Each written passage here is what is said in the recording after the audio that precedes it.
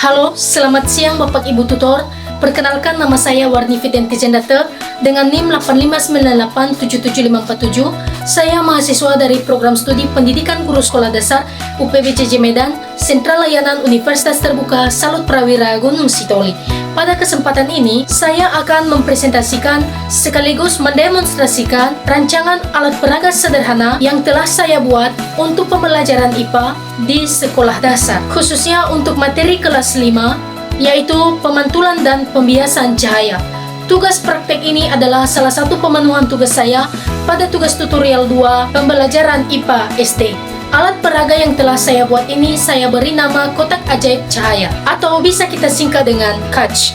Sebelum kita masuk ke cara kerja, alat peraga ini sangat ramah lingkungan karena memanfaatkan bahan-bahan yang ada di sekitar kita. Di sini saya telah menyiapkan satu buah kotak kardus bekas yang bagian dalamnya sudah saya lapisi kertas putih sebagai layar, sebuah cermin datar, lampu senter, bisa juga menggunakan senter dari HP, sebuah gelas bening yang diisi air jernih, sebuah pensil, bedak, dan air panas yang saya gunakan nanti sebagai uap.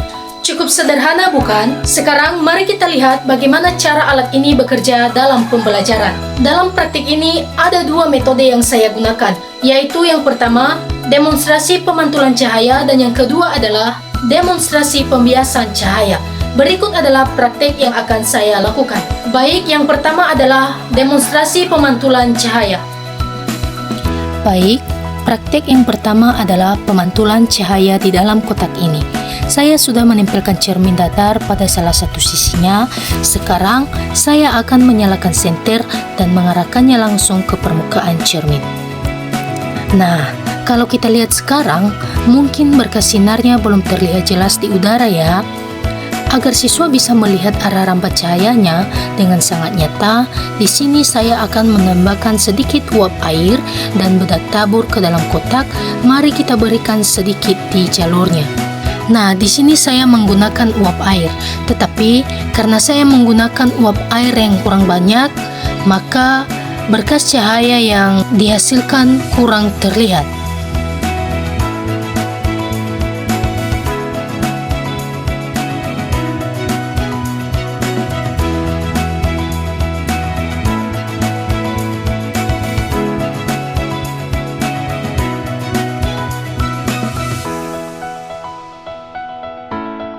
Di sini saya akan mencoba menggunakan bedak tabur, jadi membantu menangkap dan memantulkan cahaya senter ke mata kita.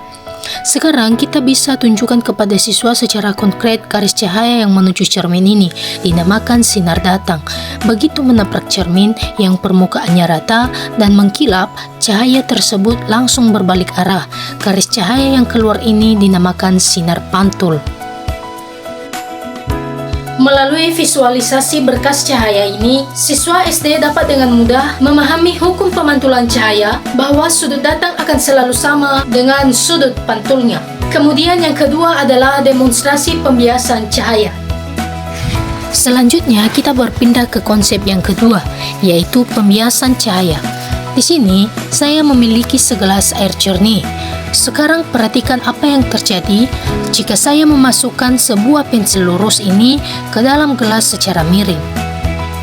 Nah, bisa kita lihat bersama dari arah samping, pensil yang awalnya lurus sekarang terlihat patah atau bengkok tepat di atas permukaan air. Selain itu, ukuran pensil yang berada di dalam air terlihat sedikit lebih membesar. Kenapa hal ini bisa terjadi? Kita bisa menjelaskan kepada siswa bahwa cahaya mengalami pembiasan atau pembengkokan ketika merambat melalui dua medium yang kerapatannya berbeda, yaitu dari medium udara yang kurang rapat ke medium air yang lebih rapat.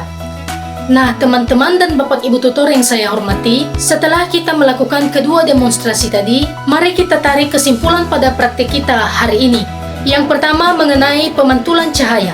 Melalui bantuan partikel uap air dan bedak tabur tadi, kita dapat membuktikan secara kasat mata bahwa cahaya merambat lurus dan akan mengalami pemantulan teratur ketika mengenai permukaan yang rata seperti cermin. Kita bisa melihat dengan jelas bahwa sudut dari sinar datang nilainya sama persis dengan sudut sinar pantul yang dihasilkan.